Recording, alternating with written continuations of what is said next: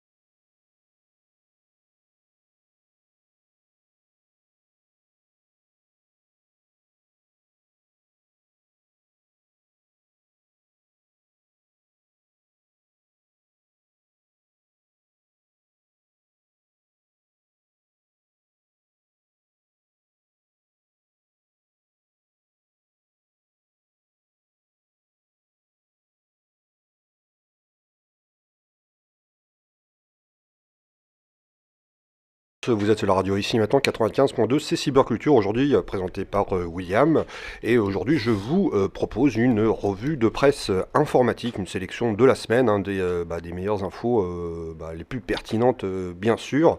Pour y agir, je vous ai fait une sélection, on va parler de hacking, on va parler de Bitcoin, on va parler de Big Data, ces fameuses données qui permettent d'analyser tout ce qu'on fait sur Internet. On parlera aussi de peer-to-peer, de téléchargement, d'espionnage, de réseaux. Aussi, parfois, on a bien vu avec certaines sociétés du web qui se permettent de faire énormément de chiffre d'affaires, par exemple en France, mais qui payent que dalle en impôts. On parlera aussi robotique, on parlera hardware, espace, où j'aime bien parler de l'espace et de l'univers, et on parlera bien sûr de trucs d'informatique. Hein. C'est un peu le but de l'émission Cyberculture sur la radio ici et maintenant. Je vous rappelle qu'on a un chat qui est ouvert le samedi de 14h à 18h.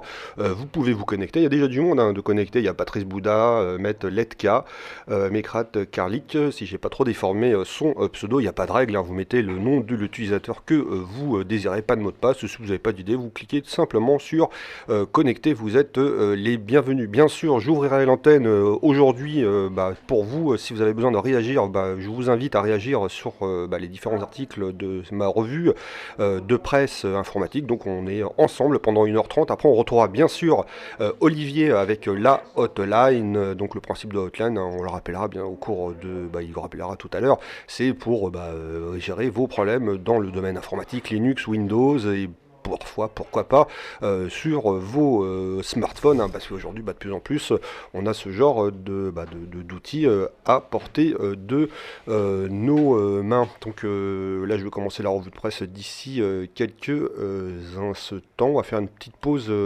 musicale, le temps de vous positionner. On va faire une petite pause musicale et on se retrouve tout de suite après ça.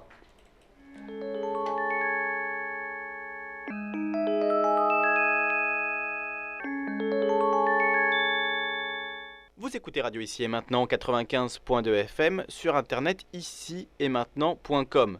Pour vos cadeaux de Noël, pensez à vous procurer des livres neufs au prix de l'occasion. Radio Ici et Maintenant organise une nouvelle vente de ses archives. Livres, CD, compilations d'émissions à la demande et même des disques vinyles 33 tours et 45 tours. Mais ce n'est pas tout.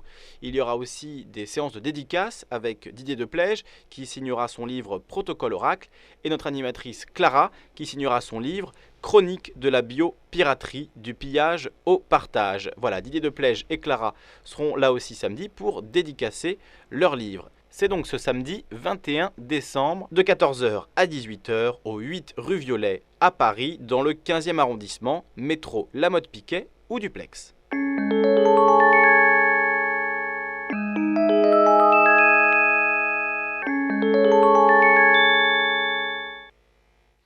Radio Ici Maintenant 95.2, c'est Cyberculture. Je vous rappelle, par rapport à cette annonce, vous êtes les bienvenus. Donc revenons à ma revue de presse informatique aujourd'hui. Donc petite sélection, donc on parlait, dans les différentes émissions, on parlait des bots, si vous vous rappelez un petit peu des bots. Donc les bots, qu'est-ce que c'est ? C'est contrairement à des êtres humains qui surfent sur Internet. Donc dans cet article, aujourd'hui, ce qu'il faut savoir, c'est un article qui tient de Génération NT, si vous voulez retrouver bien sûr cet article. Aujourd'hui, plus de 61% de notre trafic web n'est pas d'origine humaine, donc c'est l'œuvre de bots, de robots, donc une population de robots avec des méchants et des gentils. Donc c'est un article qui a été réalisé par Acapsula, qui a été publié, une mise à jour sur son étude sur le trafic des bots que nous avions donc relayé l'année dernière. Il est basé sur l'analyse de plus de 1,45 milliard de visites pendant 90 jours, sur un groupe de 20 000 sites opérée par des clients de Incapsula. Elle montre une augmentation sensible du trafic web généré par des bots et donc d'origine non humaine. Cela concerne ainsi plus de 61% de tous les trafics internet web, forcément. Donc c'est une augmentation de 21% par rapport à l'année 2012. La majorité de ce trafic ayant pour origine des agents logiciels à mettre à l'actif, donc des bons bots. Ce sont des agents légitimes, à l'instar des moteurs de recherche ou outils de performance web. Le trafic qu'il génère environ est passé aujourd'hui de 20 à 31% environ. Bien présent, la proportion du trafic des mauvais bots est par contre peu variée, avec des intentions les plus souvent malveillantes. Ces bots sont divers. Il y a des outils de hacking, donc on en parle dans les différentes émissions, permettant des détournements de sites, des injections de malware, etc. Les scrappers ou les gratteurs qui copient par exemple du contenu d'autres sites, donc les spammers et les autres imitateurs.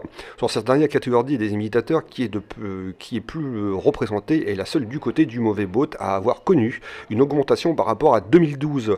Le dénominateur commun pour ce groupe est que tous ses membres essaient de prendre l'identité de quelqu'un d'autre, explique donc cette étude. Par exemple, certains de ces bots utilisent le user agent du navigateur, tandis que d'autres essaient de se faire passer pour des bots du moteur de recherche et autres services légitimes. Le but est toujours le même plutôt, de s'infiltrer à travers les mesures de sécurité web. sur le web, ce sont en tout cas les bots gentils ou méchants qui sont manifestement plus actifs que les utilisateurs de ce genre humain. Le résultat de l'étude de Encapsula sont résumés donc dans cette infographie. Je vous invite à regarder bien sûr ce rapport qui montre qu'aujourd'hui, par rapport à cette étude, 61,5% du trafic web aujourd'hui est non humain. Alors, ce qu'il faut bien comprendre quand on analyse ce truc, bon, c'est vrai que si vous n'êtes pas techniquement parlant, on va dire, quand je parle de user agent, le user agent simplement c'est la signature de votre navigateur web. Par exemple, vous utilisez Firefox, lorsque vous allez vous connecter sur un site internet, Firefox a une signature. Et effectivement, c'est donc cette signature qui est mise dans l'historique du serveur sur lequel vous cherchez. Vous allez donc consulter cette fameuse page. Derrière ce user agent, cette fameuse identité, on peut la tromper, dire qu'on n'est pas un robot, par exemple. On peut se faire passer pour un humain, et l'objectif, bien sûr, c'est de passer outre les systèmes de sécurité, les systèmes anti-spam, par exemple. Là, quand on parle de gentils bots, bon, bah, c'est simplement des programmes qui vont aller parcourir, par exemple vous avez créé un blog dans cet exemple-là, on va prendre un bot qui est très connu, le bot de Google, qui va récupérer le contenu de votre site internet, et objectivement donc il va faire une espèce de capture, une photo de votre site internet, et il va récupérer ça. Ça va être effectivement un visiteur qui va aller sur votre site internet, mais ça ne sera pas un visiteur dit humain. Lui, son objectif simplement, c'est de récupérer son contenu pour le proposer aux autres internautes à partir de son moteur de recherche. Ce qui est intéressant sur la partie des gentils bots, on va pas en faire tout un fromage parce qu'on sait très bien ce que ça représente, mais les mauvais bots, quand on voit qu'aujourd'hui quand même ça peut représenter à peu près 60% du trafic web. Ça me fait penser, je ne sais pas si vous avez entendu parler, on en parlait aussi sur les émissions de radio, sur l'attribution des adresses IP. Donc je vous rappelle ce que c'est qu'une adresse IP, c'est votre adresse publique, c'est comme un numéro de téléphone qui permet, entre autres, de pouvoir communiquer avec les serveurs, avec les sites internet, et derrière ça, aujourd'hui on est en pénurie d'adresses, de ces fameuses adresses de numéros de téléphone. Et dû à quoi, bien sûr, le fait qu'on a dépassé, on va dire, les normes, la normalisation de ces fameuses adresses dites IPv4 pour faire venir une nouvelle norme qui s'appelle l'IPv6. Mais derrière ça, si effectivement on réussissait à bloquer ces fameux mauvais bots, ces méchants bots, on pourrait récupérer énormément d'adresses IP dites publiques. Après, qu'est-ce que ça peut être comme bot ? C'est vous, par exemple. Quand on vous aide sur l'outline à régler vos problèmes de malware ou de spyware, vous êtes infecté par un virus, simplement, ou par un malware qui va lui récupérer des ressources machines sur votre ordinateur et envoyer par exemple en souterrain des spams, et il va se permettre d'aller scanner d'autres ordinateurs pour les infecter d'un virus par exemple, etc. Donc voilà. Donc si là je vais commencer à ouvrir l'antenne, vous êtes les bienvenus. Si vous avez quelque chose à rajouter là-dessus, 08 92 23 95 20, 08 92 23 95 20.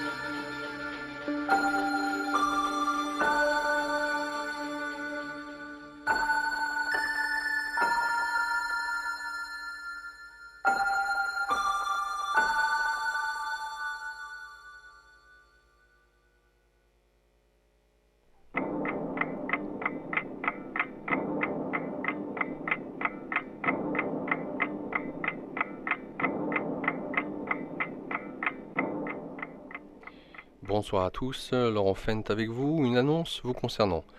Voilà, je vous propose un atelier conférence qui aura lieu le lundi 23 décembre dans les locaux de la radio, au 8 rue Violet, dans le 15e à Paris, métro Maude-Piquet-Grenelle ou Duplex. La thématique que je souhaite aborder avec vous, l'art de ne rien faire pour mieux avancer dans la vie. Tout un programme. Thématique donc que j'aborderai dans les locaux de la radio de 20h à 22h30 le lundi 23 décembre. Je vous rappelle qu'une participation de 10 € vous sera demandée, qui reviendront à la radio.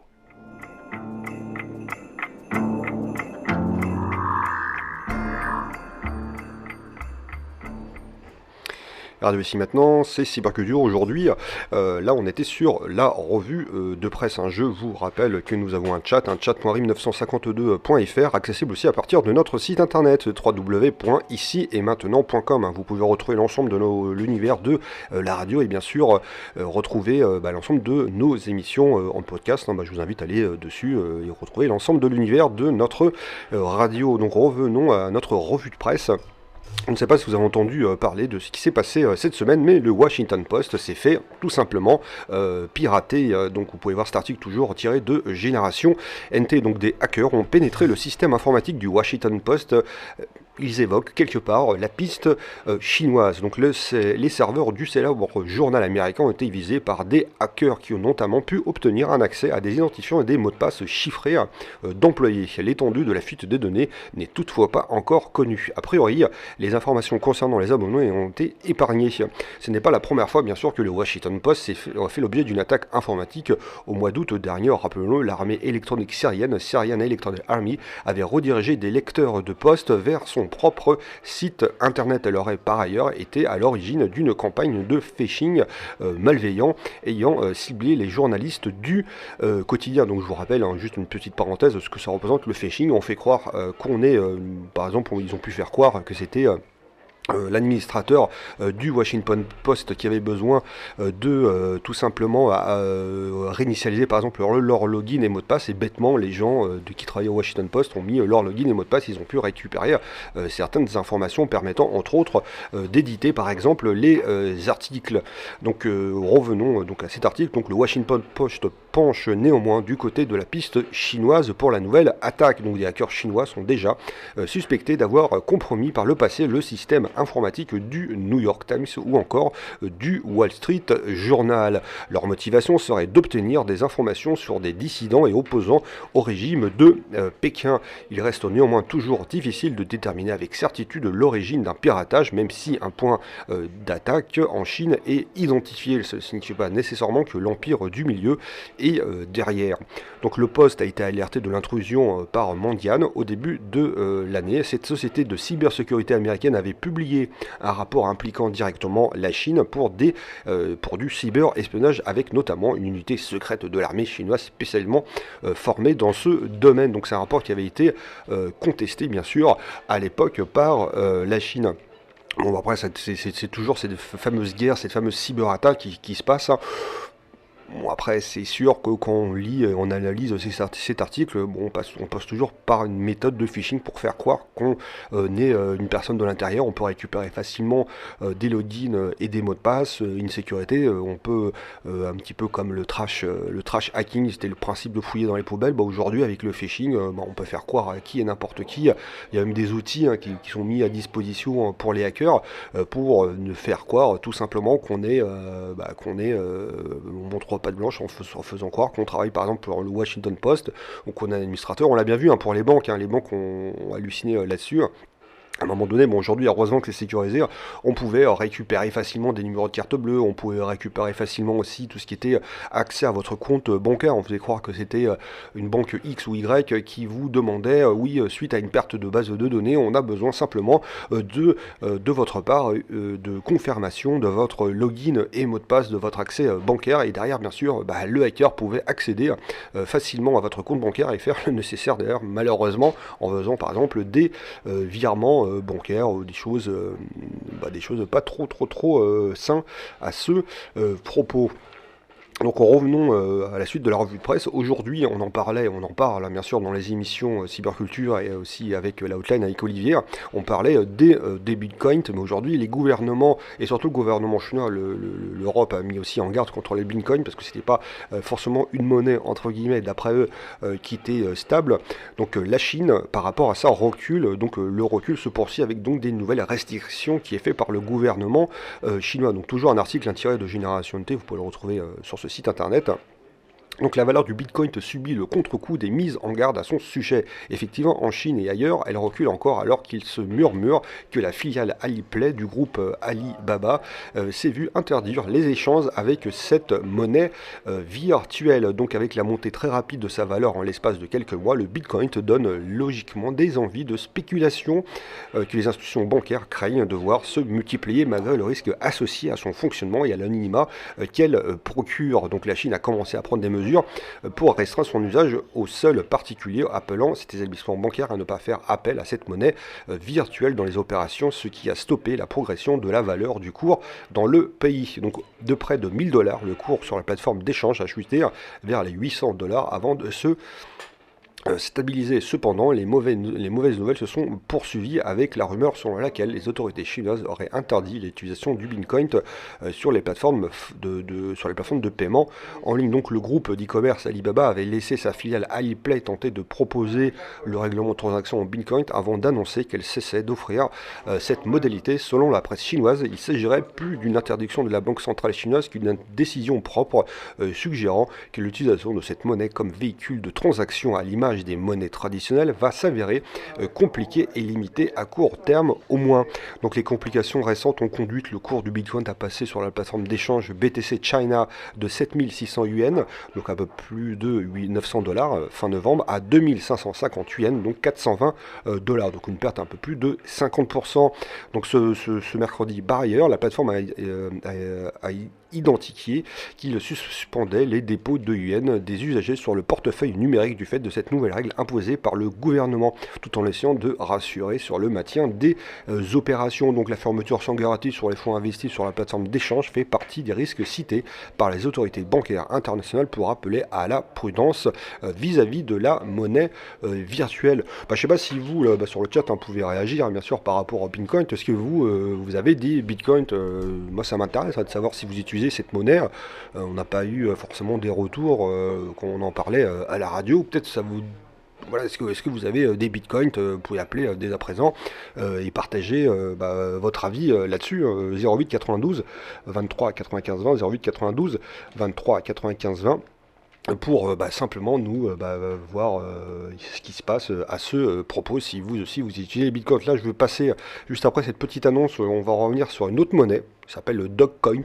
Donc j'ai trouvé un autre lien qui essaye de quelque part essayer de parer au Bitcoin, et on en parlera juste après ça.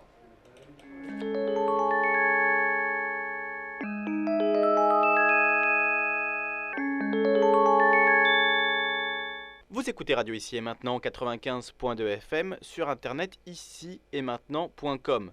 Pour vos cadeaux de Noël, pensez à vous procurer des livres neufs au prix de l'occasion. Radio Ici et Maintenant organise une nouvelle vente de ses archives. Livres, CD, compilations d'émissions à la demande et même des disques vinyles 33 tours et 45 tours. Mais ce n'est pas tout.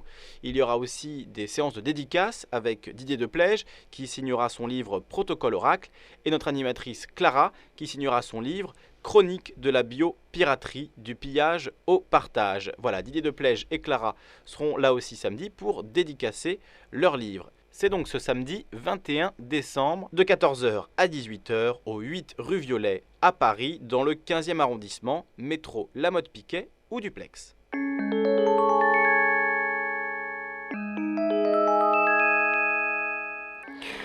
Vous êtes sur la radio ici maintenant 95.2. Je vous rappelle que là aujourd'hui il y a une vente de livres. Vous pouvez venir donc à la radio au 8 bis rue Violet dans le 15e arrondissement de Paris. Donc vous avez des livres fortement intéressants sur des thématiques bien sûr de la radio. Vous êtes les bienvenus au 8 bis rue Violet dans le 15e arrondissement de Paris. Donc on se retrouve tout de suite après cette petite pause musicale et on parlera du Dogcoin. Et je vous rappelle que nous avons un chat.1952.fr. A tout de suite.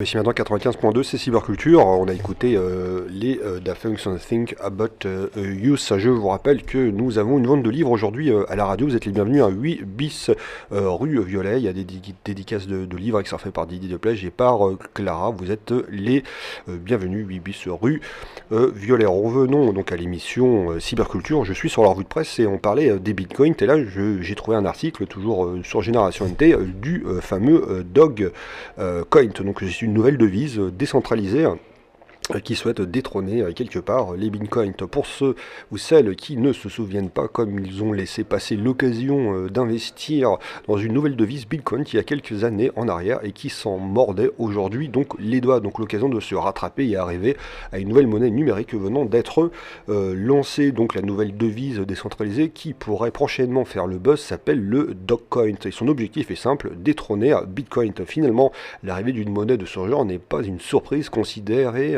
donc le succès de Bitcoin ces derniers mois. Donc le Bitcoin, je vous rappelle, par rapport même au dernier article, le Bitcoin a dépassé actuellement plus de 735 $ après avoir fait un saut à 1000 $. Donc lancé comme une blague, Dogecoin commence actuellement à prendre de la valeur et à s'installer durablement auprès de la communauté en ligne. Preuve de son engouement, une communauté entièrement s'est montée sur la plateforme Ready baptisée Doc Market et permet aux utilisateurs d'acheter et de vendre et d'échanger leurs Dogecoin contre des articles physiques, de l'argent ou même des Bitcoins.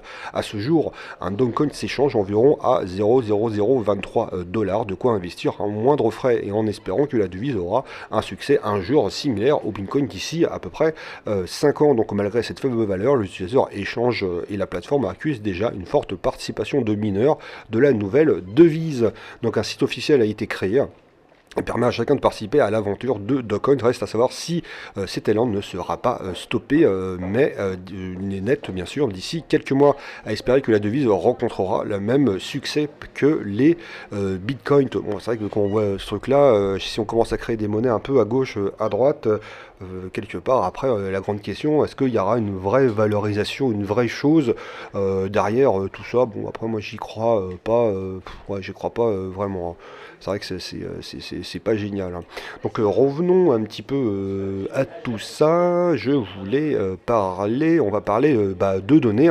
Aujourd'hui, de plus en plus par rapport à nos données, on sait qu'Internet n'est plus Internet, hein, n'est plus un Internet vraiment libre pour retrouver des fameuses données, par exemple dans le moteur de recherche Google. De plus en plus aujourd'hui, à la demande des différents gouvernements, on demande des suppressions de contenu, hein. Donc ça peut être global, hein, ça peut être pour de la diffamation, etc. Mais aujourd'hui, ce qu'il faut bien comprendre, que ce n'est pas forcément évident d'effacer du contenu, et le gouvernement, ils choisissent un petit peu ce qu'ils veulent dans tout ça. Alors, juste un moment, le temps que je reprenne cet article, histoire de faire une petite analyse. On se retrouve tout de suite après, merci.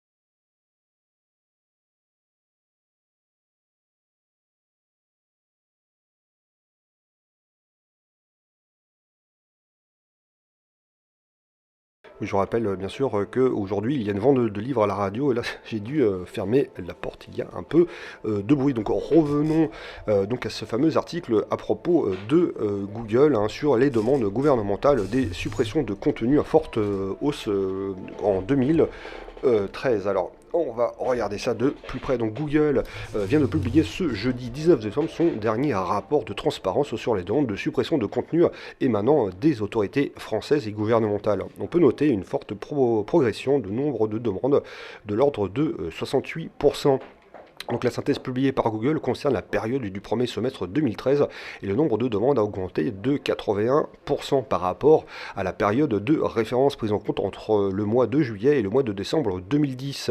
Donc les demandes de retrait de contenus provenant en grande partie de la Turquie et de la Russie, les contenus concernant également les vidéos publiées sur YouTube, site de streaming qui appartient donc à la firme Mountain View. YouTube donc a reçu aujourd'hui un total de 3846 demandes gouvernementales avec une demande de retrait de 24 737 contenus. Donc Google a répondu favorablement à la suppression de ces requêtes dans 36% des cas. Suzanne Infinito, l'un des dirigeants de Google qui s'occupe des questions légales du groupe, indique que ce rapport de transparence n'indique certes pas une vision intégrale de la censure en ligne, mais il montre une tendance à une hausse inquiétante. Donc pour savoir, en Turquie, le nombre de demandes de suppression a augmenté de 966%. Et il a augmenté de 125% en Russie. Donc Google précise que les ordonnances judiciaires concernant la suppression partielle ou totale du contenu sont suivies dans 58% des cas.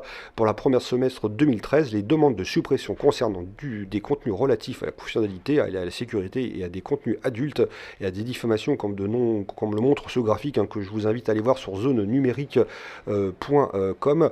Donc ça représente tout ce qui est au niveau de la sécurité, des contenus adultes et des diffamations comme le nombre comme le montre ce fameux graphique que je vous invite à aller voir désormais. Bon, bah, après qu'on fait une analyse ensemble, je sais pas ce que vous en pensez sur le chat, je voudrais bien aussi avoir votre avis. Vous êtes aussi surfeur, vous êtes peut-être devant votre voiture, arrêtez-vous et appelez-moi pour en discuter. Donc 08 92 23 95 20, 08 92 23 95 20. Donc c'est clair que la suppression de certains contenus, bah, c'est quand même une atteinte à notre liberté. Ok, derrière ça, il y a des contenus illégaux, mais là quand on voit par exemple que ça augmente en Turquie de 966%, et même en Russie de 125%, on sent quand même fortement un appel à la censure, une censure gouvernementale. Est-ce que c'est admissible? On voit bien sûr ce qui se passe aussi en Chine sur le contrôle de Google.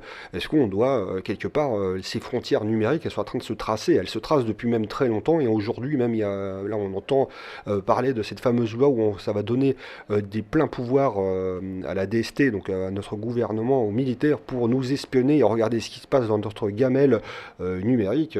Franchement, bah, ça me fait, ça fait quand même halluciner cette censure, hein. Si vous voulez en parler, moi j'attends quelqu'un là, parce que vous n'allez pas me dire quelque part que ça vous choque pas ce genre de comportement. Donc je vous attends d'ici quelques instants. 08 92 23 95 20, 08 92 23 95 20.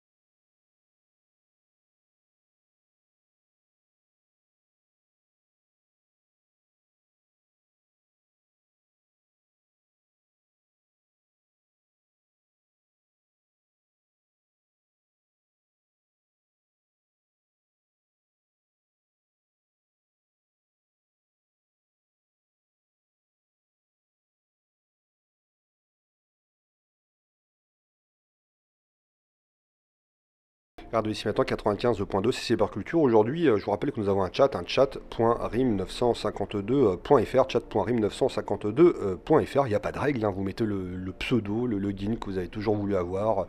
Après, vous n'avez pas d'idée, vous appuyez sur entrée, vous avez simplement un pseudo numérique, hein. Il y a du monde, hein, il y a du monde aujourd'hui, hein. En plus, c'est jour de fête à première vue, dans quelques jours, mais vous êtes quand même fidèle à mes émissions, et les émissions d'Olivier, il ne faut pas l'oublier, hein, tout à l'heure, à partir de 15h30, on retrouvera Olivier avec la hotline pour résoudre vos problèmes dans le domaine de l'informatique, où il réussira ou pas. Je serai peut-être avec lui s'il m'invite, mais on verra si je suis sage. Bah, revenons à la revue de presse aujourd'hui. Donc une autre sélection tirée de Génération NT, c'est un Suédois de 28 ans qui a été condamné, figurez-vous, à 480 000 € pour avoir partagé sur un réseau peer-to-peer, donc un film tout simplement. Donc ce fameux Suédois de 28 ans a été condamné à verser près de 480 000 € de dommages et intérêts, un montant qui porte sur la mise en ligne d'un seul film pour une communauté BitTorrent privée. Au pays d'origine, The Pirate Bay, il y avait d'autres communautés et trackers BitTorrent, dont Sweetbit, fondé en 2004 et fermé en 2011. Donc le tracker limitait l'accès au seul utilisateur suédois. Plus de 40 000 membres de ses plus belles heures d'activité. Donc un modérateur et un utilisateur de Sweetbit a récemment écopé de lourds dommages et intérêts de 4,3 millions de couronnes suédoises, soit à peu près 480 000 €, un montant qui ne concerne qu'un seul film mis en ligne et partagé. Une préversion en plus, et encore, la société de production de cinéma Nordic Film, qui détient les droits du film partagé illégalement, avait demandé le double de la somme finalement attribuée. Son calcul a été donc basé sur le coût d'une licence pour la distribution d'un film pour des téléchargements gratuits. L'homme âgé de 28 ans était cependant très actif dans la communauté Sweetbit. Il a ainsi également été condamné à une peine de prison avec un sursis et 160 heures de travaux d'intérêt général pour la mise en ligne de 517 autres films et programmes TV. Donc le groupe anti-pirate Right Alliance souligne que ce sont les dommages et intérêts les plus importants attribués à ce jour pour un film suédois. Bon, je sais pas ce qu'il y avait sur ce film suédois, mais bon, on va payer 480 000 €. C'est quand même, c'est quand même du lourd et je trouve, c'est vrai que quand on voit ça, c'est assez exemplaire, surtout super. Bon, après, c'est une décision de justice, hein, c'est une décision de justice, ça a été réfléchi, etc. Mais voilà, je préfère que les 480 000 euros de ce gars de 28 ans, bah, ce soit mis à 100% des travaux d'intérêt général pour, je sais pas, par exemple pour le gouvernement ou pour cette société, de manière, voilà, et qu'il soit pas ruiné. Le mec, sa vie, elle est complètement ruinée avec ce genre de choses, hein, tout simplement. C'est pas, moi, je trouve ça un peu bizarre. Dans la série toujours Je contrôle le contenu, le CSA demande aujourd'hui un droit de contrôle sur YouTube, Dailymotion et bien sûr iTunes. Donc dans un rapport remis au gouvernement, le Conseil supérieur de l'audiovisuel détaille son intention de contrôler donc des sites de partage vidéo comme YouTube ou Dailymotion, mais aussi des sites de vente de contenu audiovisuel comme iTunes. Pourquoi donc? Donc cela fait bien longtemps que le CSA, Conseil supérieur de l'audiovisuel, ne veut pas limiter son encadrement au domaine télévisé et audiovisuel radiophonique et souhaite avoir un droit de regard sur les plateformes de partage vidéo comme YouTube ou Dailymotion. Dans un rapport remis au gouvernement dont l'Express a obtenu une copie, le Conseil détaille donc plus en avant son projet d'encadrement avec un champ d'action qui pourrait s'étendre aux plateformes de téléchargement vidéo mais aussi aux sites de location et de vente de contenu comme le portail d'iTunes d'Apple. Donc le rapport observe notamment de plus en plus de sociétés éditrices proposant leur contenu audiovisuel sur des sites de partage de vidéos. Donc n'importe quel éditeur pour ouvrir donc un compte officiel sur cette plateforme et diffuser du contenu audiovisuel à l'image de Canal+, voulant déployer ces fameuses chaînes sur YouTube. Donc le CSA estime donc que son rôle doit s'étendre à ce nouveau moyen de diffusion. Il demande également la réalisation d'une étude d'impact évaluant le chiffre d'affaires dépendant de la distribution du contenu de ces fameuses plateformes et de demander ces derniers une contribution à la création française si le montant dépasse les 10 millions d'euros. Et à mon avis, c'est le cas avec les AdSense et les AdWords qui positionnent sur les vidéos. Donc le CSA prône également l'obligation des conditions de distribution équitables et non discriminatoires entre éditeurs en estimant que toutes les grandes plateformes de VOD doivent être disponibles sur le portail d'application pour assurer un accès aux smartphones et aux tablettes. Après avis de la Commission européenne, le CSA estime en outre que la vente de films sur iTunes d'Apple, PlayStation Store de Sony et Xbox Live de Microsoft entre aussi dans son champ d'action. C'est ça qu'on a entendu parler, hein, déjà que le CSA déjà voulait avoir une mainmise sur les sites internet, mais aujourd'hui, on se rend compte que c'est sur le contenu audio visuel, pourvu que quelque part ils ne mettent pas la main aussi sur nous. Vous, peut-être vous avez aussi un site personnel ou même un site, on va dire, vous avez votre propre blog où vous faites parfois allusion, où vous mettez en avant, je sais pas, des productions audiovisuelles, ça peut arriver. Si vous aussi vous avez un site. Parce que ça vous touche. J'en parlais la semaine dernière avec Google du Content ID. Ça veut dire qu'aujourd'hui, on ne pourra plus faire tout et n'importe quoi sur ces vidéos, sur Dailymotion, plus particulièrement sur YouTube. On ne pourra plus faire de montage en disant, bah voilà, je fais référence à tel film. Moi, je suis pas forcément fan, mais il y a les joueurs du grenier, là, ce grand geek qui montre les consoles de jeux old school et qui fait une espèce de sketch là-dessus. Bah, quelque part, bah, il ne pourra plus utiliser certaines images et droits à l'image. On va se retrouver dans quoi aujourd'hui le succès de ces fameux sites internet de communautaires de vidéos, c'est quand même nous. Et c'est pas les grandes boîtes qui ont fait les grandes boîtes, les grands distributeurs de films, hein, ou de courts métrages, ou plutôt de films de longs métrages, plutôt, excusez-moi, qui ont fait le succès de ces sites de partage vidéo. Voilà, on est quand même dans un truc où on va vraiment évincer, nous, en tant que personnes particuliers qui avons créé des courts-métrages sur le web, hein. C'est-à-dire il n'y a même pas de budget derrière. C'est-à-dire on est parti chercher une caméra, une Betacam, on a fait notre truc, on a fait notre montage, ça a été pour le plaisir, mais derrière on ne pourra plus utiliser certaines images, on ne pourra plus utiliser le nom d'une certaine personne. Donc quelque part, on va tuer l'art créatif, l'art amateur, on peut appeler même semi-professionnel, on peut aller jusque-là parce qu'il y a quand même du semi-professionnel, on va tuer cet art-là. Moi je sais pas qu'est-ce que vous en pensez, hein, sur le chat, et qu'est-ce que vous en pensez vous.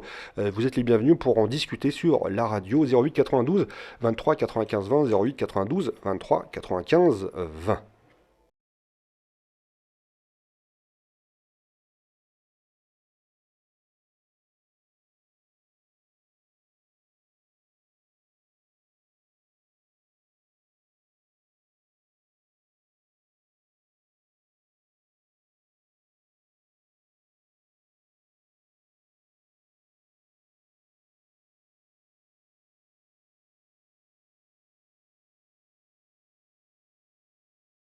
parle, ça parle informatique hein, sur le chat, hein, ça se réveille. Hein. Là, on parle, juste pour faire une petite parenthèse hein, sur le chat, on parle de j'ai un disque dur. Bon, on en parlera peut-être à l'outline. On revenez là-dessus hein, sur le chat, hein, si par rapport à vos disques durs, on en parlera avec Olivier tout à l'heure avec l'outline, ou il en parlera avec vous.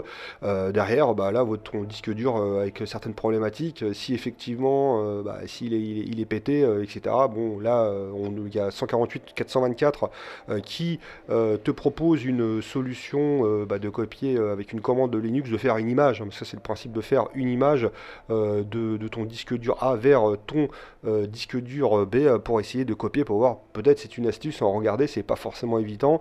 Là, on propose aussi Ultimate Boot CD qui peut permettre ça, mais je sais plus de tête. Voilà, donc reparlez-en et appelez même l'outline hein, tout à l'heure à partir de 15h30. Olivier vous aidera à ce propos. Donc là, on parlait dans ma revue de presse, on parlait du CSA. Et on parlait aussi de Content ID, du fait aussi, nous, en tant qu'amateurs, ou vous, peut-être en tant qu'amateur ou semi-professionnel, vous mettez des courts-métrages, vous utilisez quelques bandes extraits, ou même des bandes vidéo, des bandes audio, mais des petits extraits, des choses vraiment infines. Derrière, bah, voilà, il y a ce fameux Content ID qui va nous bloquer.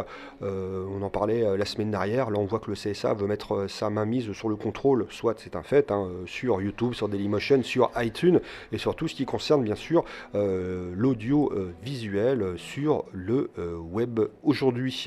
Donc là, on va passer à une autre sélection. On va parler espionnage d'ici quelques instants en parlant de la NSA et la surveillance et les recommandations selon Obama. On se retrouve tout de suite après ça.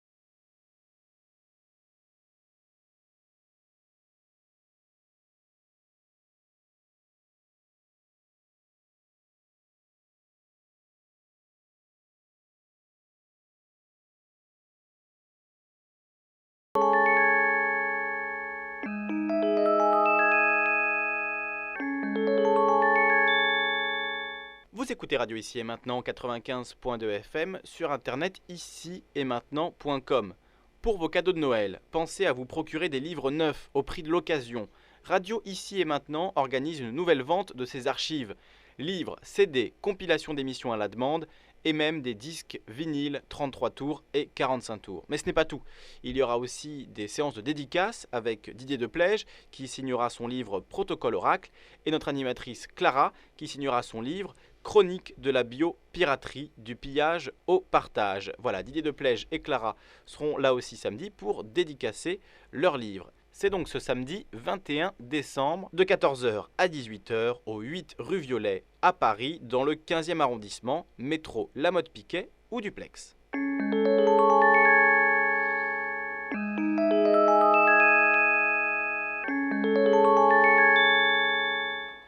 Radio Ici Maintenant 95.2, c'est Cyberculture. Aujourd'hui, je vous rappelle que vous êtes les bienvenus au 8 rue bis Violet, 8 bis rue Violet. J'ai un peu du mal à parler pour la vente de livres aujourd'hui à la radio. Donc il y a une dédicace avec Didier Blège et Clara qui vous attendent. On vous attend aussi à la radio. Donc 8 bis rue Violet dans le 15e arrondissement, métro La Motte-Piquet Grenelle ou métro Duplex. À tout de suite, c'est aujourd'hui à partir de 14h. Donc je vais revenir sur la revue de presse et on va parler espionnage. On en parlait avec la NSA, etc. etc. Donc aujourd'hui, Obama a fait, donc le président américain a fait 46 recommandations pour revoir leur programme de surveillance. Donc c'est un rapport qui a été remis au gouvernement américain proposant 46 recommandations pour mieux encadrer les programmes de surveillance de la NSA, donc en restreignant ses excès, même au nom de la lutte contre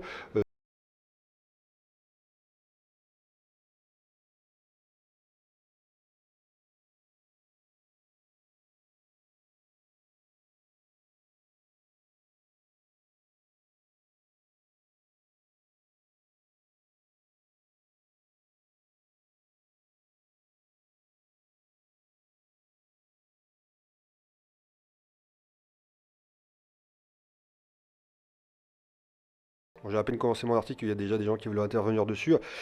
Salut à toi, quel est ton prénom? C'est Tourtereau à l'appareil. Ok, alors dis-moi, tu veux parler de la NSA, tu veux parler de l'espionnage. Ouais, donc, en fait, il n'y a aucune intimité et vie privée dans le monde. Parce qu'on est. Chaque centimètre carré de la Terre est surveillé par les armées et les militaires qui veulent récolter toutes les informations et avoir l'argent du monde. Alors que, donc, les citoyens ne sont pas d'accord, quoi. On est en démocratie et donc ce que fait les services de surveillance ou d'armée font des atteintes aux droits de l'homme. C'est clair que là, on peut même plus parler de démocratie, c'est de l'espionnage, on ne demande rien, il n'y a pas de procuration il y a pas de procuration d'État ou quoi que ce soit pour dire ok fais-le, c'est-à-dire qu'ils le font à notre insu, globalement. Ouais. Ouais, et de toute façon, dès qu'on intéresse un peu les autres, qu'on sort un peu du lot, même si ça peut être positif pour eux, bon, j'en sais rien, mais c'est juste pour récupérer de l'argent ou du pouvoir ou des trucs comme ça, quoi. Alors voilà, mais... Enfin, bon, le but, c'est... Enfin, il n'y a pas de but, mais il faut se protéger et puis être... voilà, puis... De toute façon, faut se dire, si on est honnête, on n'a rien à cacher, on s'en fout d'être surveillé, quand on n'a rien à foutre, quoi. Non, mais Voilà. après, quand tu vois ce qui a été révélé avec le programme d'espionnage, ils ont mis à genoux Google pour le Gmail, par exemple pour les emails, pour voir Ouais. ce qu'on faisait, qui surfait où, qui surfait quoi. Facebook, c'était pareil, les réseaux sociaux, c'est assez hallucinant.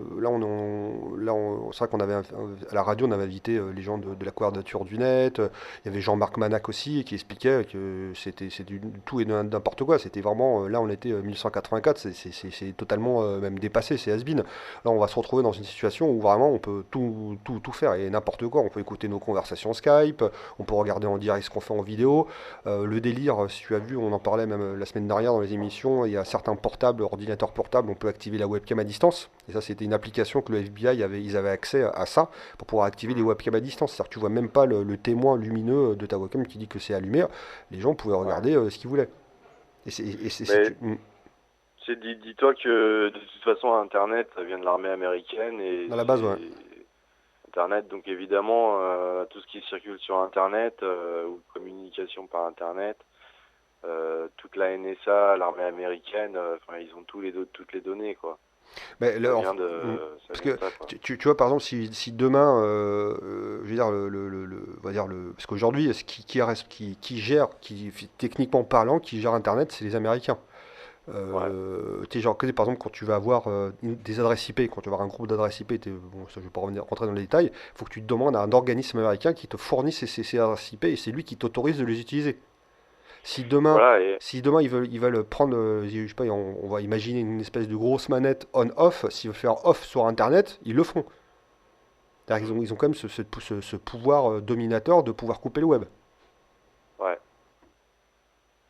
Ouais, mais c'est sûr, et faut aussi savoir que quand tu vas sur un site internet, ton ordinateur enregistre, enfin, l'adresse de ton ordinateur et de ta livebox est enregistrée sur le site, Mhm. et après ça développe vers de la publicité sur le côté, tu vois. Ah mais ça tu Donc peux des virer, hein. pages. Tu utilises des modules sur Firefox, c'est genre AdBlock, ça te vire les pubs, hein. T'as des filtres, hein, tu peux faire ça, hein. T'as ça, t'as les trucs de Free Ouais, qui proposaient là le fameux blocage des publicités à partir de leur site internet. Ça a même fait scandale, c'était un buzz, hein, il avait fait exprès, hein, Xavier Niel avec cette fonction qui coupait la publicité sur toutes les connexions à Free, hein. mhm, C'était le fameux dossier AdGate, on appelait ça. Ouais, c'est AdFree plutôt. ouais. Non, mais moi je pense, tu vois, hier soir il y avait une émission sur la méditation. Donc on vit dans un monde technologique, etc. Mais c'est bien aussi de se retrouver dans le vide ou dans le silence en Mhm. méditation, dans une forêt ou dans la nature, quoi. Ça c'est important aussi, il faut savoir décrocher, hein. Voilà, C'est parce que vraiment essayer de rester humain, quoi, pas toujours se faire manipuler. Pas se faire manipuler, mais pas utiliser non plus tout le temps les technologies, hmm. parce que sinon il y a plus d'humanité, quoi. Bah, tu sais, c'est intéressant ce que tu dis. Bah, après, il y a l'humanité, ça c'est assez clair. Après, il y a la communication, le fait de pas, Oui, faut pas se désociabiliser, faut pas être derrière ouais. son clavier parce que après on n'est plus capable de faire certaines choses. Tu sais, le truc le plus Mm. petit, c'était une étude qui a été faite aux États-Unis. Bon, ça c'est, et en France, ça n'a pas été fait et j'espère qu'ils vont quand même la faire pour voir ce qui se passe. C'était sur les enfants, sur l'écriture. Au point de vue de l'écriture, c'est-à-dire que les cours d'écriture étaient quasiment même inexistants. Pourquoi? Parce qu'aujourd'hui, l'enfant utilisait une interface, donc l'interface de la tablette, l'interface du clavier. Et derrière ça, admettons que du jour au lendemain, il y a un blackout. Je sais pas, il y a un EMP naturel, il y a le soleil qui nous envoie un gros coup d'électricité de fou, de nom de radio électromagnétique, ça pète tout notre matériel. Mm. Ouais. On n'a pas l'air con quelque part bah, si on sait plus écrire, si on sait plus calculer. Aujourd'hui, j'invite n'importe qui, hein, j'invite toi ou même les auditeurs hein, qui nous écoutent ou sur le chat à faire un calcul mental sur une feuille. Ah non, mais t'as raison, Non, mais faire une ça, division. Si tu fais une division, tu sais, tu fais une division genre un truc inversé, tu fais par exemple 50 divisé par 300, bah, non, on va faire plus dur, 55 divisé par 32. Voilà, les gens ils vont pas forcément savoir le faire, ils vont pas se rappeler qu'il faut faire le décalage, etc., etc. Donc moi je vous invite quand même à être autonome vis-à-vis de l'informatique. C'est un outil, hein, mais il faut pas être dépendant de l'outil. ouais, exactement. Et pour l'écriture, tu disais à l'école, les enfants, il faudrait absolument que les enfants apprennent aussi à écrire avec des stylos, à dessiner, vraiment, enfin, tout ce qui est toutes les vieilles méthodes, enfin l'écriture avec un stylo, enfin n'importe qui devrait savoir le faire, quoi. Bah, Et l'écriture avec le quand, par style. exemple, quand on sait écrire dans sa langue, on sait écrire donc un texte, sujet, verbe, complément, introduction, développement et conclusion. Là, on peut écrire une lettre de motivation pour avoir un travail ou un truc comme ça, quoi. Après, aujourd'hui, de plus en plus, bon, c'est vrai qu'il y a des sociétés qui te demandent d'avoir un manuscrit, mais le manuscrit, c'est pas une obligation. Tu fais ta lettre de motivation, tu l'as fait sous Word ou sur Ouais, OpenOffice, hein, sur Linux, hein. Bon, j'aime bien parler du libre. Tu le fais là-dessus, c'est bien. Parce que quelque part, bon, bah, tu vois tes fautes d'orthographe, etc. Bon, après, tu peux la réécrire en manuscrit, soit. Mais d'ailleurs, faut toujours pas oublier que c'est un outil. Ça peut te permettre de faire genre des progrès en orthographe, parce que l'orthographe, c'est pas forcément facile, surtout l'orthographe, la grammaire française. Ça me permet de te remettre ça dans la tête. Mais il faut jamais oublier qu'il faut savoir écrire. Voilà. Et c'est pour savoir écrire aussi, il faut savoir lire. Et ça, enfin, tous ceux qui ont un certain âge, entre 40 et plus, qui ont quitté les études depuis longtemps, et donc je leur conseille de lire des livres. Lire des livres, voilà, ça apprend le verbe, ça, ça Ah, montre l'orthographe, mm, ça fait fonctionner l'esprit, enfin, mm. ça, Après, tu as les livres numériques voilà. hein, comme la Kindle, hein, ça c'est pas une tablette lumineuse, ça encore à la rigueur, ils peuvent utiliser ça, ça peut être pas mal. Après, c'est vrai que la sensation d'un livre papier et d'un livre numérique, hein, c'est le truc un petit peu qui est pas rétroéclair. Ça fait vraiment page, ça fait page, mais c'est Ouais, informatique. C'est vrai que c'est sympa, mais c'est vrai que moi, la sensation, je préfère un bouquin. Tu as le truc, le fait ouais, moi aussi. d'avoir les deux pages, de te prendre la tête à tourner la page, c'est toute cette sensation-là qui est pas mal aussi, hein. Ouais, ouais. Après, sur les magazines, par exemple, je trouve ils écrivent souvent trop petit, quoi. C'est trop petit, mais ouais. Non, mais c'est sûr, la technologie, ça nous permet de communiquer, de faire marcher nos machines, etc. Enfin, de toute façon, par exemple, vous prenez euh, un avion, ça marchera jamais sans pilote, quoi. Donc les hommes, faut qu'ils gardent le contrôle sur leur petite manette, Bah, sur leur ordinateur. aujourd'hui, les avions, hein, même les avions, bon, bien sûr, tu as besoin d'avoir un être humain derrière, mais les drones aujourd'hui, ils sont capables d'être programmés. Alors, tu leur donnes un cap, c'est-à-dire qu'ils décollent tout seuls, ils font leurs photos, ils reviennent tout seuls, hein. Mais ça, c'est plus au côté drone, hein. Ouais, t'as même des drones en miniature, des nanotechnologies, des drones qui Insectes, sont hein. des faux insectes. Il y a des trucs qui sont vraiment horribles. Bah, de toute façon, on pourra pas. Ce qui est naturel chez nous, on peut pas l'enlever. On pourra rien remplacer par ça, quoi. Sinon, on sera mort, quoi. On sera plus des êtres humains, voilà. Donc c'est important. Bon, Google, c'est pas Google qui va faire le ciel bleu, ou c'est pas Google qui va faire de la vie à ajouter, ou je sais pas quoi, faire des manipulations de données. Bah, tant qu'il Ça, tant ça, qu'il- tant ça, qu'il a pas, tant qu'il a pas racheté une société dans le domaine de la génétique, on peut se rassurer, hein. Ouais, mais ça, je sais pas, je sais pas. Non, mais je te dis, c'est une blague, hein. Toi, ça fait un peu film de super science-fiction où derrière il rachèterait une société qui est spécialisée en fécondation in vitro, voilà, bon, bah, pour créer des super-hommes. Bon, bref. Ouais, non, enfin, faut garder les limites quand même. Mais de toute façon, c'est aussi au président de démocratie, et aussi au gouvernement démocratique, de faire poids sur leurs armées, sur leurs services de surveillance, ou de sécurité, ou d'autorité, pour que ça se passe vraiment démocratiquement. Par exemple, en France, on devrait dire aux citoyens, voilà, votre première loi, c'est la liberté. Voilà. Donc on est dans un pays libre, donc voilà, mais c'est sûr, la surveillance, on peut rien faire, hein.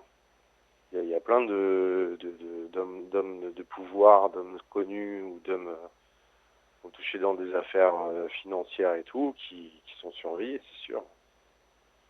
Bah, Voilà, mais bon, quand on n'a rien à cacher, on s'en fiche complètement, quoi.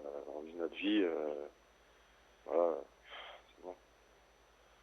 Enfin, voilà, bah, Tourtereau, moi je suis un artiste, donc c'est sûr, j'utilise aussi mon ordinateur pour faire de la musique, lecteur de disques, une radio, voilà, micro.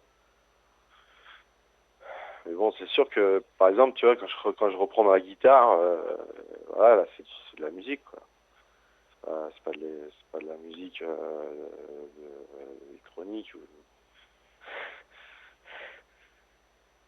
Enfin voilà. Bah, ok. et je te dis bon après-midi, et Merci à puis, toi et bon courage à toi. garde bien le contrôle dans la station spatiale ici et maintenant. Ok, merci. Allez, salut, ciao. Ciao. Euh, Radio ici maintenant 95.2, c'est Cyberculture. Aujourd'hui, vous avez pas bien vu, vous pouvez intervenir à l'antenne. Je vous rappelle le numéro 08 92 23 95 20, 08 92 23 95 20.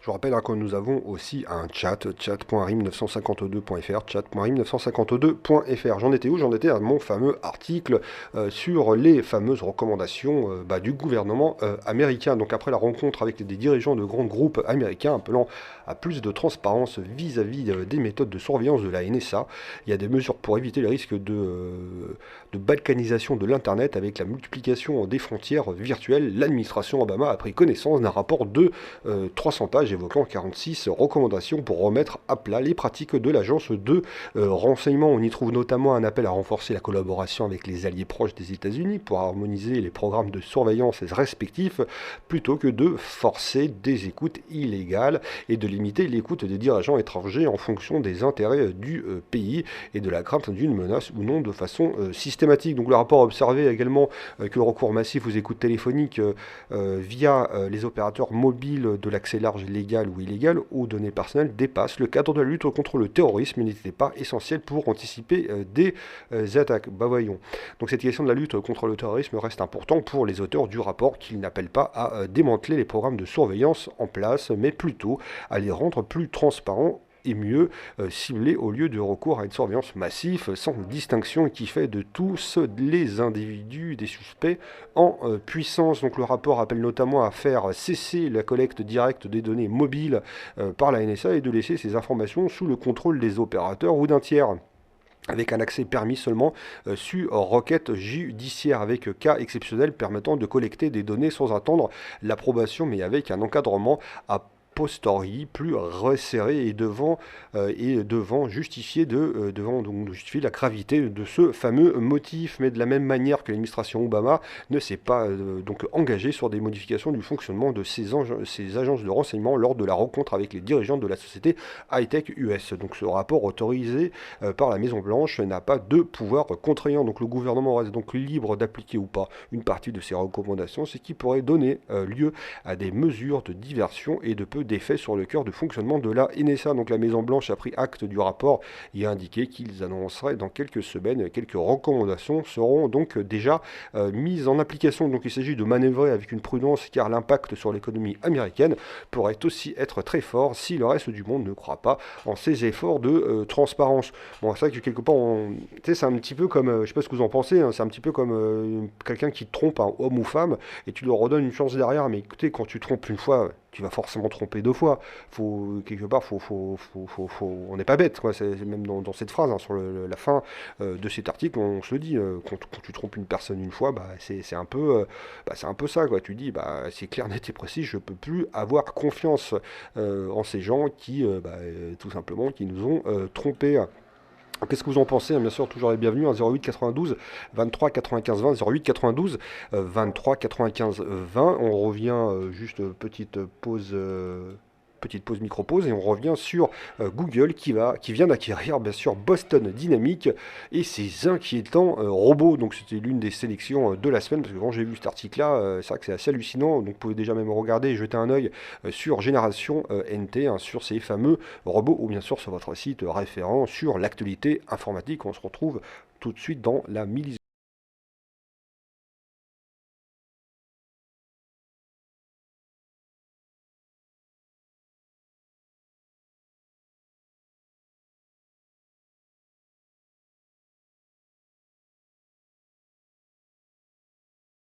Comme je vous indiquais à l'instant, vous êtes sur la radio ici maintenant, c'est Cyberculture et on parle de quoi? On parle de Google qui vient d'acquérir Boston Dynamics et ses inquiétants robots.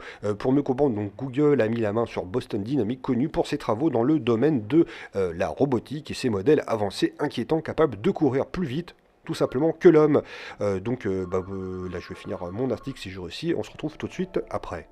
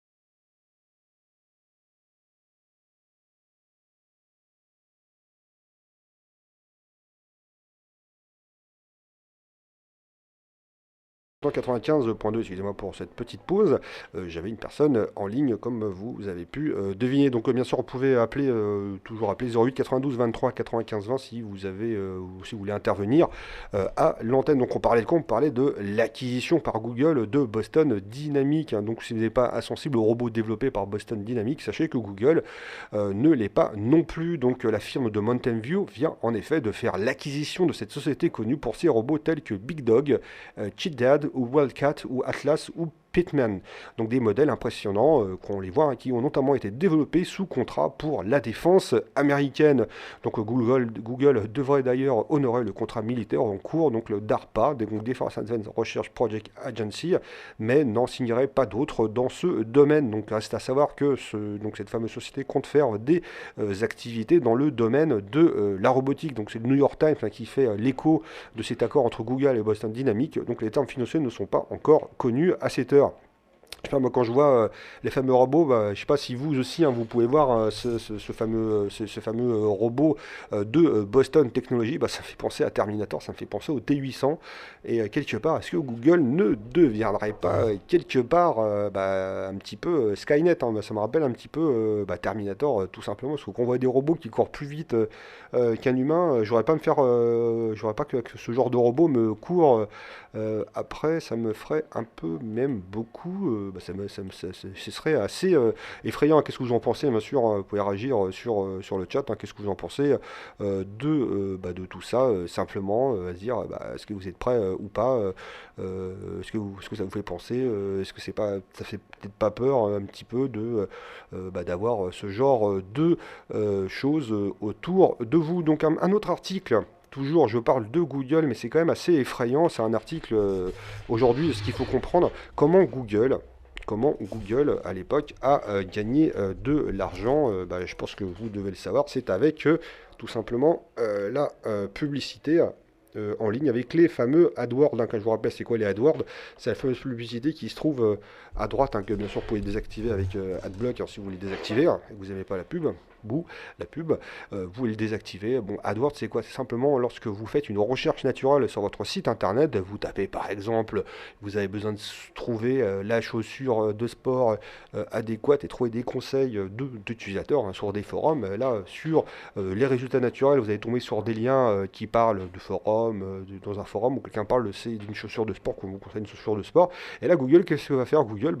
Il va positionner sur des liens dits payants, des liens commerciaux. Il va positionner des publicités pour des sociétés qui vendent des chaussures. Donc ce qu'il faut savoir aujourd'hui par rapport à cette revue, pourquoi je vais en parler? Je ne fais pas l'apologie de la publicité en disant c'est super, non, c'est pas ça. Ce que je veux parler, j'en parlais au début de l'émission, dans l'introduction et dans le sommaire de l'émission, certaines sociétés, dont Google, font un chiffre d'affaires assez important en France et ne payent pas forcément les impôts qu'ils devraient payer. Donc ils pourraient revenir simplement dans les poches du gouvernement, du fisc, qui pourrait bien sûr aider à renflouer nos caisses et bien sûr que cet argent-là soit utilisé dans notre pays. Donc la régie publicitaire Google AdWords est très rentable, y compris en France. Donc une étude révèle quelques chiffres qui sont très intéressants, alors que Google France a déclaré un revenu en 2012 de 193 millions d'euros en 2012, sur laquelle ont été versés 6,5 millions d'euros d'impôts sur les sociétés. Donc l'agence de référencement VRT-DCI estime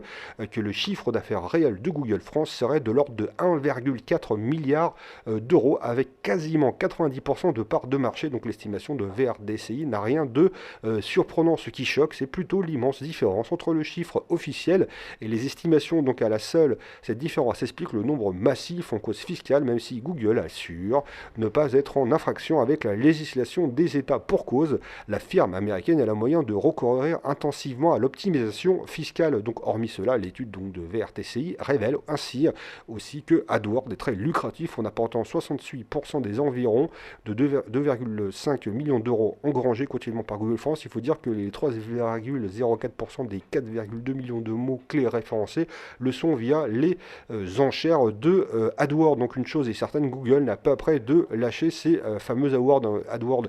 En fait, les AdWords, c'était venu sur quoi? C'était venu sur un coup de pression à l'époque des investisseurs de Google qui disaient écoutez les gars, il est super votre moteur de recherche, mais vous devez le rentabiliser. Donc aujourd'hui, ok, il y a la pub, mais sachez que bientôt, vous verrez, même c'est déjà apparu aux États-Unis, vous verrez apparaître des bannières bizarrement, mais des bannières énormes en images qui seront tout en haut de Google, donc entre le logo, la barre de recherche et vos recherches, et ça va être super la pollution. C'est vrai que le but, et on en parlait des moteurs de recherche à l'époque, moi j'allais sur Google pour une simple et bonne raison, c'est que la pertinence de leur algorithme de recherche était très pertinente, et surtout il n'y avait pas de pub, ça ramait pas, contrairement à d'autres sites comme Voilà, Lycos et blablabla, qui eux derrière déjà n'avaient aucune pertinence sur les recherches, et c'était pas franchement c'était pas génial. Pour une petite sélection de derniers articles, on parlait toujours de Google, et dans le mode parano, Google est prêt à concevoir ses propres processeurs. Donc près les serveurs, les switches réseau, Google pourrait-il se lancer dans le design de ses propres processeurs, donc ce qui semble aller dans le sens de l'histoire. Comment va réagir Intel, son principal fournisseur? Donc selon des informations du Bloomberg, Google est en train d'examiner la possibilité de réaliser ses propres processeurs. Si on le regarde quelques années en arrière, cette annonce prend en effet tout son sens. Depuis plusieurs années, Google réalise ses propres serveurs. Il en avait même d'ailleurs fait la démonstration pour la première fois en 2009. Donc la démarche est tout à fait logique quand on sait que Google possède des multiples data centers et devrait en accumuler encore plusieurs à l'avenir. Donc en 2008, je vous rappelle, donc une rumeur circulait sur le web toujours à propos du géant de l'Internet. Le voilà alors en train de concevoir ses propres switches réseau. Et effectivement, c'est ce que le géant du web a fait, débauchant pour l'occasion quelques spécialistes du secteur, chez Cisco par exemple notamment, et donc à la suite logique, après les serveurs et les switches, les processeurs pardi. Comme nous l'avions donc indiqué donc, dans cette information qui semble prendre tout son sens, en concevant donc ces fameux processeurs, Google pourrait aussi mieux intégrer entre hardware et software. La source de Bloomberg anonyme prend toutefois des pincettes, expliquant que rien n'est encore décidé. Nous voulons concevoir donc la meilleure architecture du monde, explique Liz Markman, porte-parole de Google, ce qui inclut dans le design matériel que logiciel. C'est évidemment la rumeur qui circule en parallèle. Google tournerait vers une architecture de type ARM pour ses serveurs, abandonnant au passage Intel. En premier abord, ce bruit de couleur ne pourrait donc pas être crédible, tout d'abord parce que les architectures x86 conviennent mieux pour de nombreuses applications, d'autre part parce que les puces ARM dans les serveurs ne sont donc pas aussi prémices. Ainsi, les scénarios qui se dessinent sera plutôt mixte avec des puces ARM pour certains types de tâches uniquement.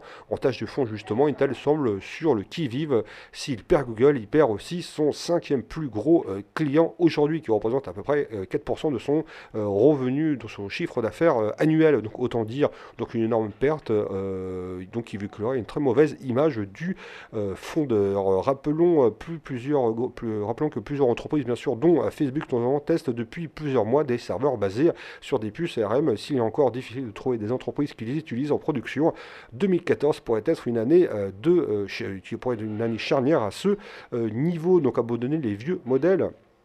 Tout ceci nous pousse à penser que le temps du changement semble arriver chez Intel face à un ARM dont le modèle économique est basé sur la vente de licences d'architecture. Donc la firme de Santa Clara se doit d'évaluer, on l'avait vu à la traîne face à ARM sur un secteur de la mobilité, même si les derniers puces Atom ont plus ou moins rectifié le tir. Donc ARM reste le spécialiste en matière de mobilité. Donc je vous rappelle qu'Intel conserve encore toutefois une part de marché de 95% du processeur, donc du marché du processeur pour les serveurs, son dernier bastion. S'il s'effondre, c'est la fin du monde. Intel se doit de réagir. Changement de modèle économique, réelle innovation. Dans d'autres secteurs, les grandes entreprises cherchent tout à évaluer et à déclencher une rupture avec leurs anciens business models, totalement ou partiels. Donc hier, je rappelle, donc nous évoquions d'ailleurs la possibilité gratuite d'un Windows Phone ou d'un Windows RT, quelle horreur, pour les OME, un virage à 180% pour Microsoft. Donc voilà, bon, c'était cette fameuse news sur les processeurs, et ça me rappelle toujours, bien sûr, là, c'est vrai que je vous envoie des ARM, des x86, etc. Donc c'est des types, bien sûr, de processeurs qu'on peut installer, et plus particulièrement aujourd'hui, bien sûr, les Linux, c'est compatible. On sait que Google utilise 100% Linux sur l'ensemble de son infrastructure, mais s'ils fabriquent leur propre processeur, bon, ils vont peut-être le fabriquer en interne pour eux, pour leur propre applicatif, mais derrière, ils vont peut-être aussi les vendre. Ils vont peut-être faire ça, ils vont les vendre sur leur Google, leur téléphone portable, smartphone Google. Ils vont faire, même si ça a été un petit peu un échec, le fait d'avoir leur marque, ils vont peut-être faire leur propre ordinateur. Donc avoir du processeur Google à la maison, sachant que derrière, Google nous a déjà trompés.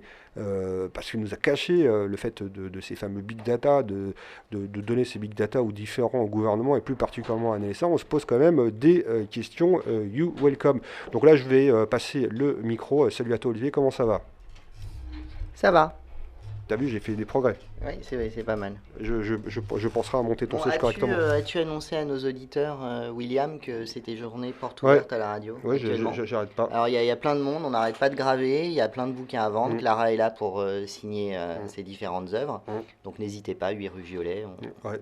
On vous accueille. 8 bis rue Violet, métro Duplex ou métro à la mode Piquet, 8 bis rue Violet. Vous rentrez avec le sourire. On est avec le sourire.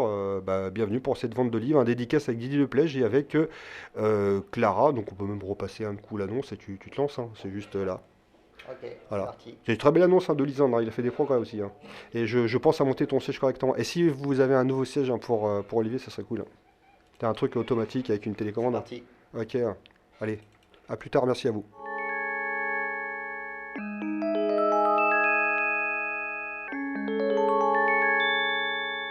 Vous écoutez Radio Ici et Maintenant 95.2 FM sur internet ici et maintenant.com. Pour vos cadeaux de Noël, pensez à vous procurer des livres neufs au prix de l'occasion. Radio Ici et Maintenant organise une nouvelle vente de ses archives. Livres,